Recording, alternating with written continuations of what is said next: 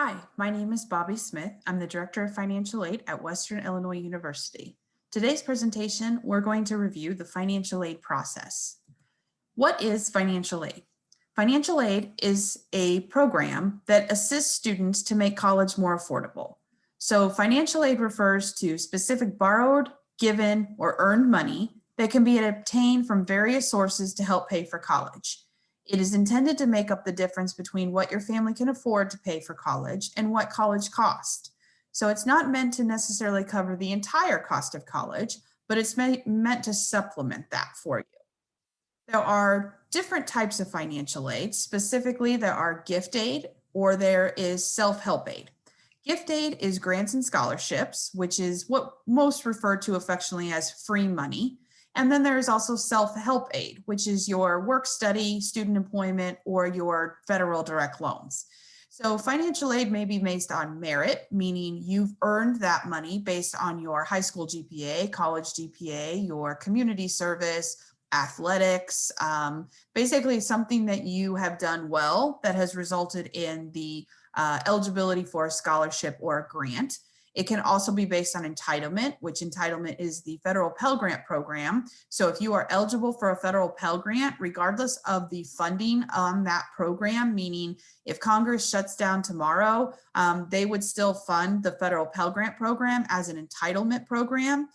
You are eligible for that. You will receive that so long as you are enrolled at a degree-seeking institution. Financial aid can also be based on financial need. So do you have need for a specific grant or scholarship? Meaning, is your income below a certain level that would allow us to award you that grant? And the federal Pell Grant is a need-based program. So you have to have need for it, meaning you have to make below a certain amount of money, but you can receive that even if you receive all scholarships and other grants to cover your cost of attendance. And we'll talk about that a little bit later. They can also have specific eligibility requirements. So I'll give you an example of the Teach Grant. So the Teach Grant is a grant, but is not open to everybody. It's only open to students that are pursuing a degree to teach in K through 12 public education. So it's a grant, it's funded by the Department of Education. You obtain eligibility by filling out the FAFSA, which is the same application that you would apply for the federal Pell Grant or federal direct loans, but it has very specific eligibility requirements, and that the only way you're eligible for that is if you are pursuing a degree in teacher education. There are different sources of financial aid. So there are federal, state, institutional, and private. We're going to break those down and talk about each one of those individually. So federal financial aid, there are two, as we said, categories of federal financial aid. There's your gift aid and there's your self-help aid. So gift aid is in the form of the federal Pell Grant, the federal Supplemental Education Opportunity Grant, or the Teach Grant that I mentioned. So the federal Pell Grant has a maximum Pell of $6,495.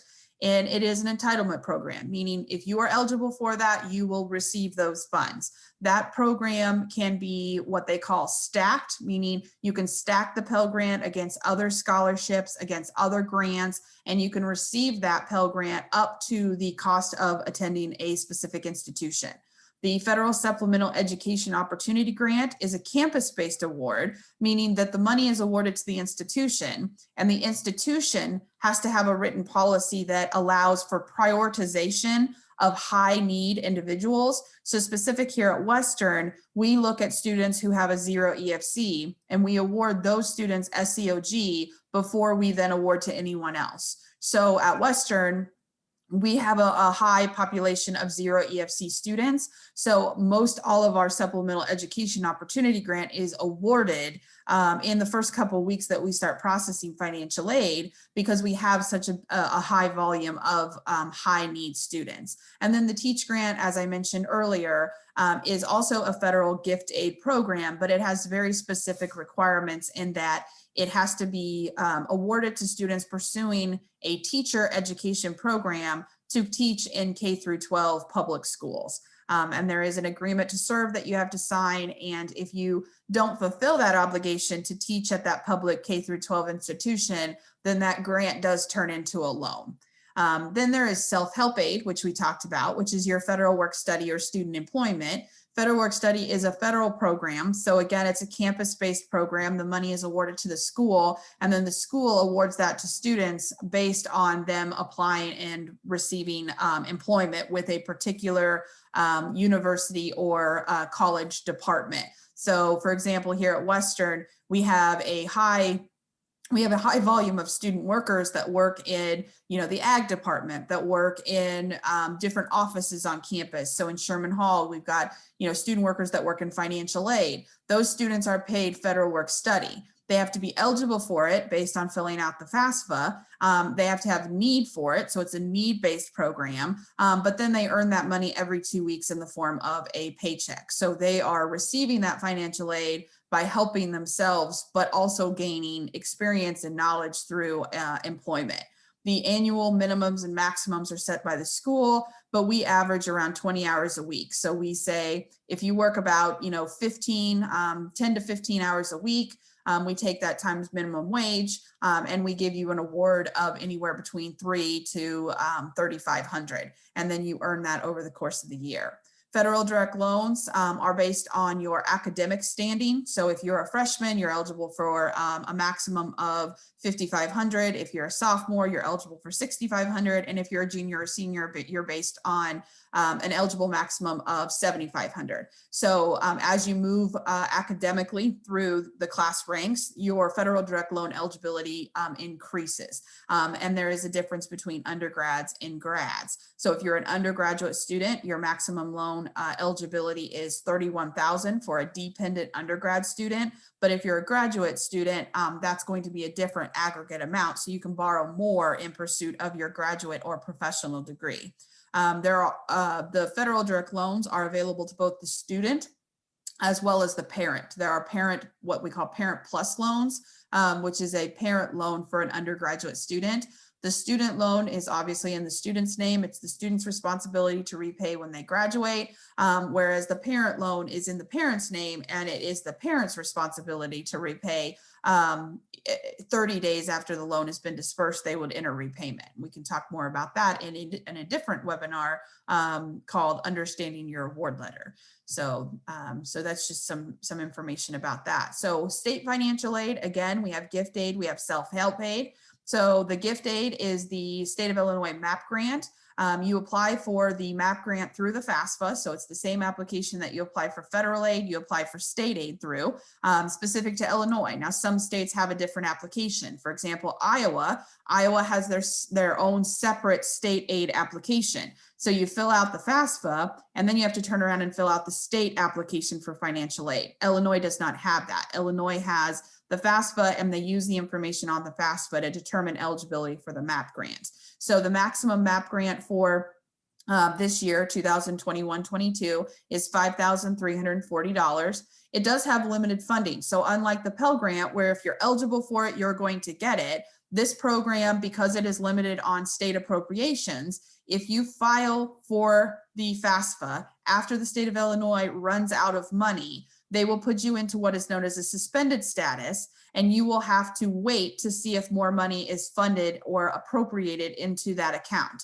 So you're not guaranteed the MAP grant if you're eligible for it, because it is based on state appropriation. So that is why we encourage everyone to file their FAFSA as early as possible. The FAFSA opens on October 1st, and we'll talk about the FAFSA and the process of filling out the FAFSA in a different webinar entitled a FAFSA preview. But that is why we encourage everyone to file as early as possible beginning October 1, because if the state runs out of money and you are MAP eligible, you just lose that $5,300 or whatever amount you would be eligible for. And that's a significant amount of money for a student who is looking for every single dollar. So please, heed that warning to make sure you're applying for the FAFSA as early as possible.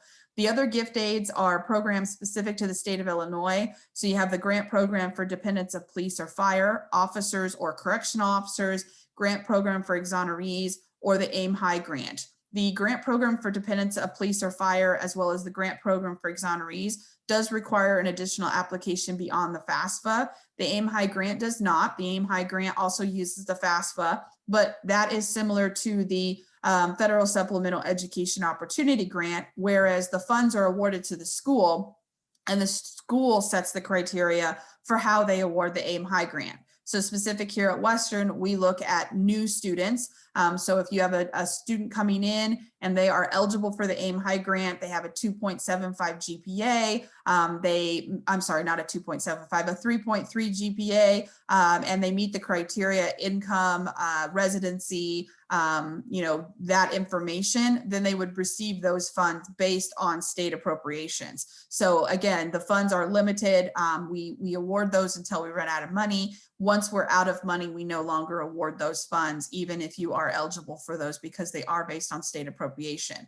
Now, once you receive those funds, they are renewable for 4 years, but you have to fill out your FAFSA every year, just like you do to get the MAP grant. But you don't have to meet that eligibility requirement anymore as far as the GPA and the residency and the income. That's all based on your eligibility your first year. So if you met the criteria your first year and you continue to meet that criteria moving forward, you would retain that eligibility because those funds have already been set aside for you. So if you have questions about that, or if you're, wondering, am I eligible or am I not, we have a website dedicated to AIM High on our website, wiu.edu/FA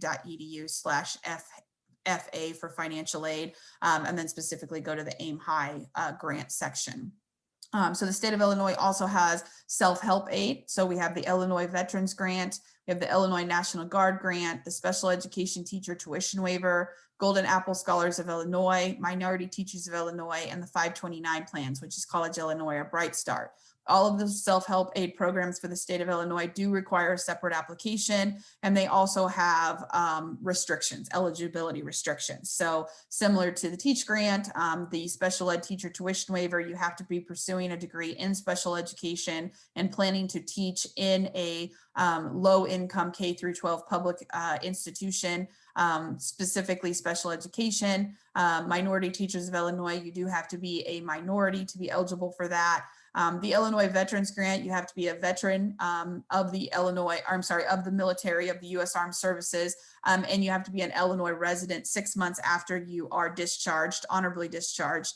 The Illinois National Guard Grant, you have to be a member of the Illinois National Guard for 1 year to be eligible for that scholarship. 529 plans are plans that are typically started by parents, grandparents, or friends and family.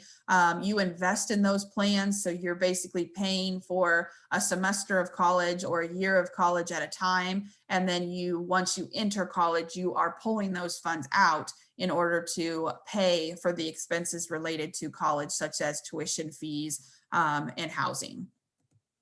State financial aid also has an alternative to filling out the FAFSA or to filing the FAFSA. So in order to fill out the FAFSA, you have to be a U.S. citizen or an eligible non-citizen. And so we'll talk about that again more in the FAFSA webinar, but the state of Illinois has an alternative to that. So if you are not a U.S. citizen, you are an undocumented student, or you are transgender, because the FAFSA does require students to register for selective service. So if you are a male between the ages of 18 to 24, you do have to register for selective service, and selective service requires the gender at birth. So if you are a transgender individual who is not comfortable registering for selective service because you no longer identify as a male between the ages of 18 and 24, you would be ineligible to fill out the FAFSA because that is a requirement of the FAFSA. So the state of Illinois allows us this alternative, which will allow you eligibility to all of the state aid, which is the,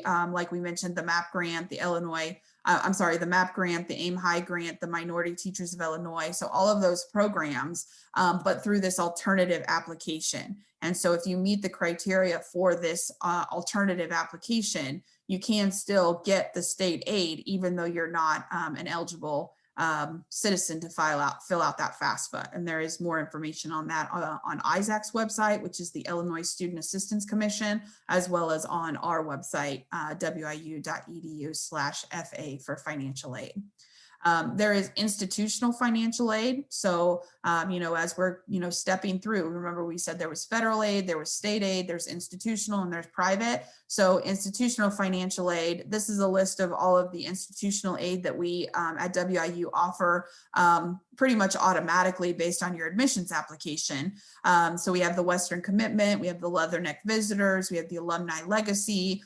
So all of these awards are automatic based on your admissions application and your eligibility for those awards based on, high school GPA, transfer college GPA. Phi Theta Kappa is you have to be a member of Phi Theta Kappa to be eligible for that. And in addition to these kind of automatic awards, we also have departmental or foundation scholarships that do require a separate application. So every year we open that application. For freshmen, the application deadline is March 15th. March 1st. For returning students, it is May 1st. And so you fill out basically a one-page application indicating your hobbies, your interests, your program, your major, your residency, and we match you with the scholarships that you would be eligible for. And then if we need additional information, we ask you to provide that additional information. WIU gives out over $10 million each year in scholarships.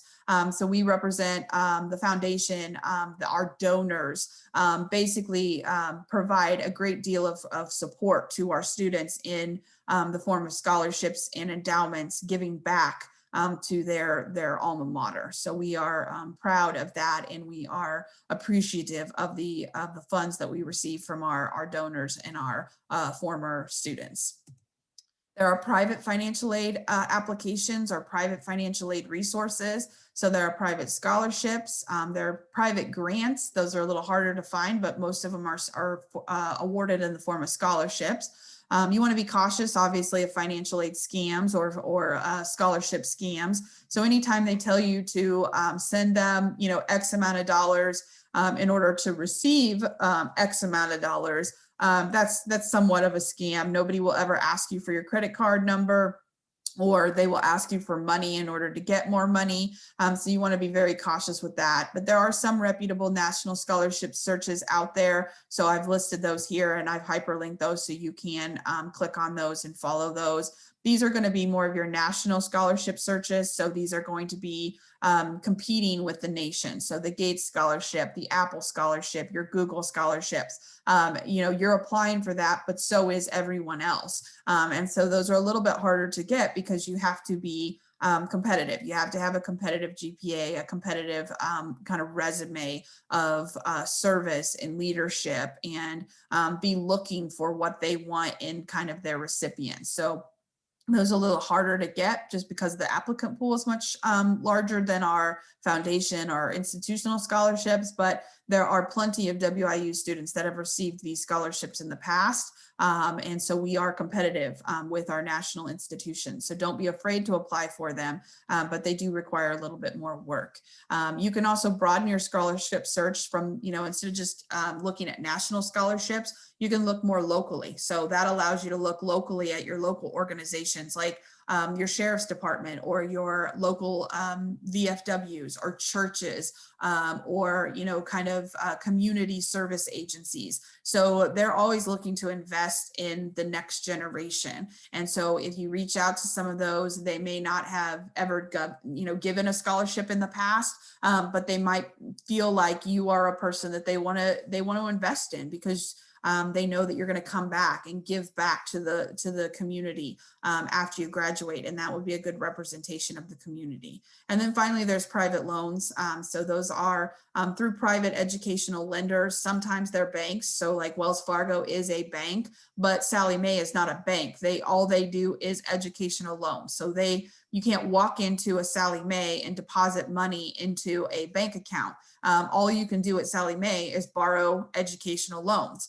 Whereas Wells Fargo is a bank. You can open a checking account with Wells Fargo, but you can also borrow student loans to pursue your higher education. There is a list of those lenders that work with WIU on our website, so you could check that out if you have interest in those. Okay, so just a breakdown of the average financial aid.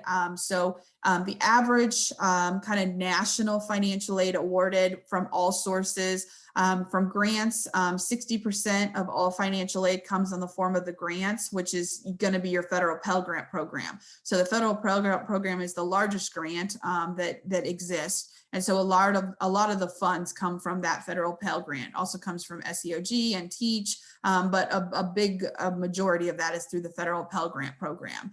Federal loans make up the second highest at 30.5%. And then you get federal tax credits, which a lot of people don't realize that that's really considered financial aid. But when your parents or you file a tax return, you get what's called an education credit. And that education credit allows you to get a reduction in your adjusted gross income, or in some case a credit, and then allows you to get a refund or a higher refund because you are pursuing higher education. And then federal work study makes up a small percentage, but for those students that have federal work study, it is a significant award and something that they value because they're getting experience while also earning money to help them cover the cost of school. So in 2017-18, undergraduate students received an average of $14,790 per full-time enrolled student in financial aid, including $8,970 in grants, $4,510 in federal loans, and $1,240 in education tax credits, and $70 in federal work study. So the average, financial aid package is around $14,790. Just to compare that to what it is at Western. So for financial aid and scholarships at WIU, the annual cost to attend WIU is around $21,524. For WIU for 2020-21, the average financial aid and scholarship package was $18,227.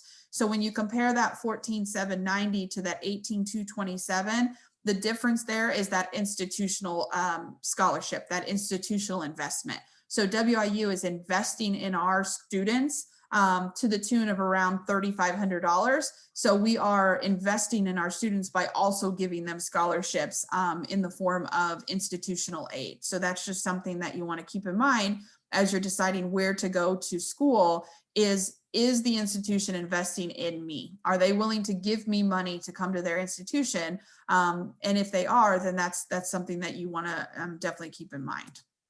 Okay, so there are different types of aid. We've been through some of these, but we'll just quickly go through them. But the federal direct loan is a common form of financial aid. Now, some will say, well, loans aren't financial aid, but they are because they're subsidized by the Department of Education. So meaning that you don't have to pay those loans back until you graduate. So they're essentially letting you take out those loans now with a promise to pay later. So they're investing in you by saying, we're going to give you this money with no credit check, with no background check, with no debt to income ratio, as is common in most lending practices, because we're banking on you graduating with a degree and becoming a, comparable member of society in order to pay these loans back when you graduate. And so they are common in your financial aid package, and they work to kind of round out what you didn't receive in grants and scholarships. So for federal direct loans, you have to be enrolled in a minimum of 6 credit hours. It does require the FAFSA and a subsequent master promissory note and entrance counseling to accept those loans. So we will award you the loans, but if you don't accept them, meaning you don't sign your master promissory note or do entrance counseling, those will never disperse to you. So we get the question a lot, and we will go over this and kind of understand in your award letter webinar, but we get the question a lot, well, why is my bill so high? I thought that my balance would be less based on my award letter. Your award letter includes loans, but then you have to accept those loans in order for those loans to get on your actual account. So just keep that in mind. There are subsidized loans versus unsubsidized loans, and we're going to talk about that in more detail in the Understanding Your Award Letter webinar. And then there's annual and aggregate limits. So for a freshman, the aggregate or the annual limit is $5,500. For a sophomore, $65,000, for a junior, senior, $75,000. And then there are aggregate limits, meaning how much can you borrow in the life of your degree. So for an undergraduate dependent student, it's $31,000. For a independent undergraduate graduate student, it's $57,500. And then for a graduate student, it's a different amount. So for a graduate student, it's 100 and I believe 31,000, but I would have to check my numbers on that. So it changes as you pursue a higher degree. The federal Pell Grant, as we mentioned, is determined by the FAFSA. The maximum award on that for 2021 is $63.45.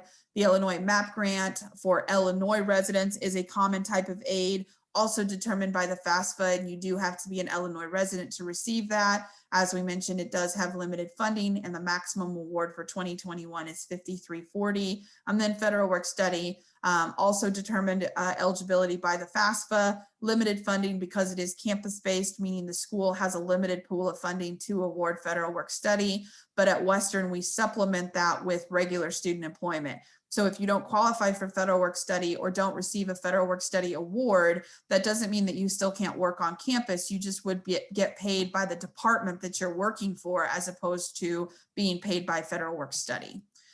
You apply for financial aid by filling out the FAFSA. So the free application for federal student aid is the one, and in most cases, only application that you need to complete if you want to apply for financial aid. It's absolutely free. The first word is free application for student aid. You fill that out using 2-year prior tax data. So for 2020-21, you would have used the 2018 tax information. For 2021-22, you would use the 2019, and then it just keeps going back from there. And so you just want to make sure that you're providing the correct information on that. Once you fill out your FAFSA, you will be notified by the Department of Education that your FAFSA has been processed.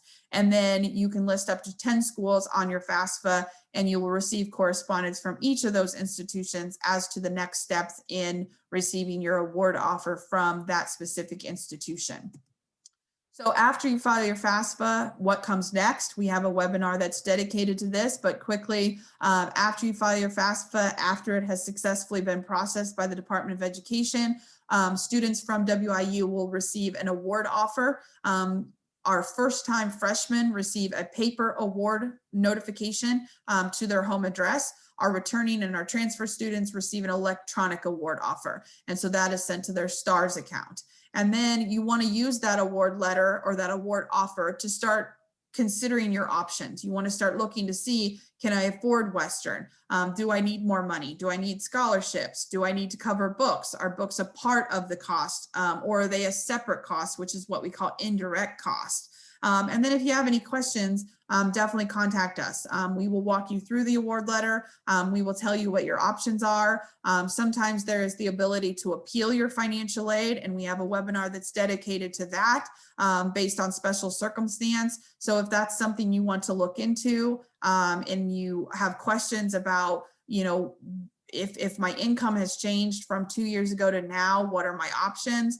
Definitely give us a call and we'll walk you through that process. This is just a breakdown of the cost, just to kind of start, you thinking about what it costs to go to school. So as I mentioned, it costs around $21,939 to attend WIU. These are direct costs billed by the school, meaning you'll get a bill from us each semester for these costs: tuition fees, room, board, which is housing, and then one-time fees like transcript fee and orientation fees.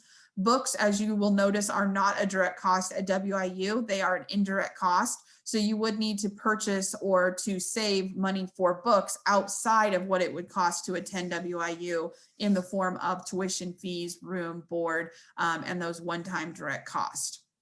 You can do that by looking at kind of the net price calculator, by looking at the cost estimator. So if you, those costs that I mentioned are based on 15 hours of tuition and fees, or 30 hours for the year, a double room, and a standard meal plan. So if you use the cost estimator and you want to know, well, how much would it cost if I took 18 credit hours, or if I stayed in a single room, that cost estimator is going to allow you to vary that, that cost per semester or per year. Then you can use the net price calculator to go in and make changes to your financial aid package to say, well, if I had, instead of having a 3.3 GPA, if I could get my GPA up in high school to 3.6, would I get any additional scholarships? And so it allows you to play with those numbers a little bit.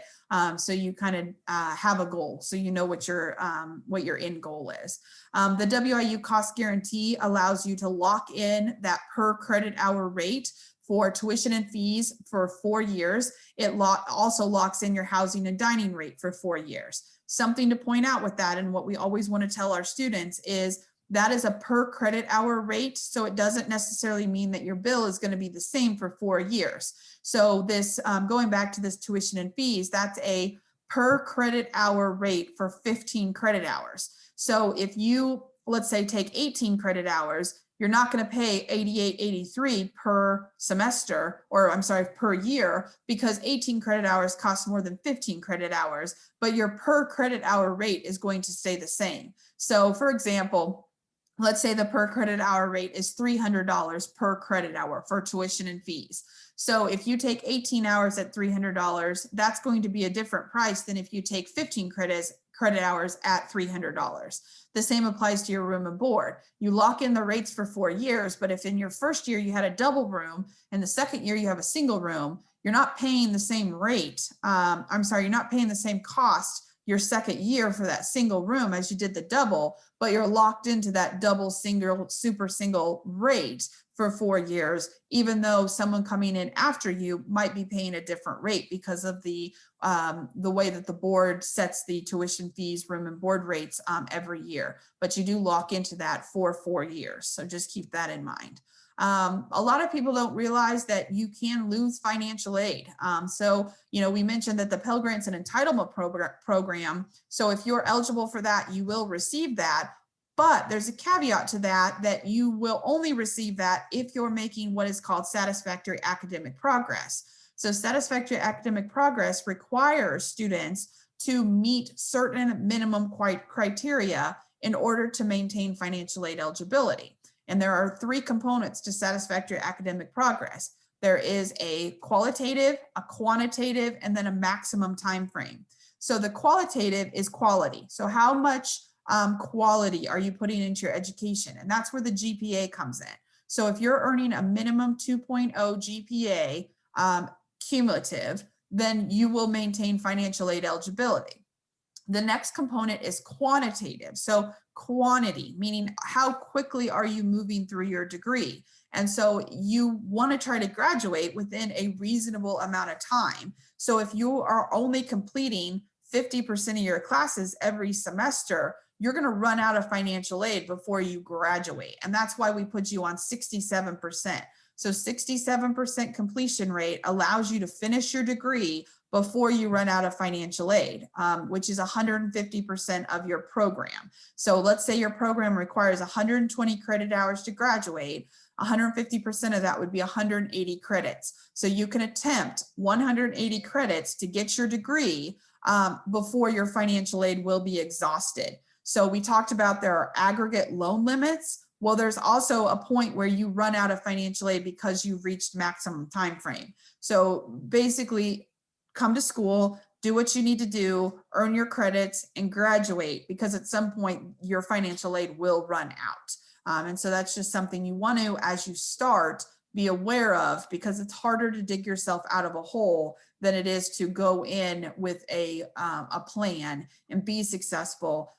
Because once you're in that hole, it's really hard to dig yourself out of that. And then if you just have any questions for us, how to get assistance. So, we've listed our website here. We're on Facebook, we're on Instagram, Snapchat, Twitter. We also have financial aid advisors available for appointments that you can make through our website. You can also stop in and see us. The scholarship office is separate from our office, so we've listed their website here, as well as if you have questions about your bill. So you're concerned about a specific charge, or you're wondering if there's a payment plan, you can contact Billing and Receivables, and their website is listed here. So if you have questions, call us, email us. stop in and see us. We are happy to help you. We would love to help you. We want to help you because we really feel like that is our mission, is to help our students be successful and help our students to, graduate and to be successful after they finish their degree here at WIU. So thank you for your time and attention. Again, if you have any questions, we would love to hear from you. Have a great day, and we wish you success in your future. Thank you. Talk to you later.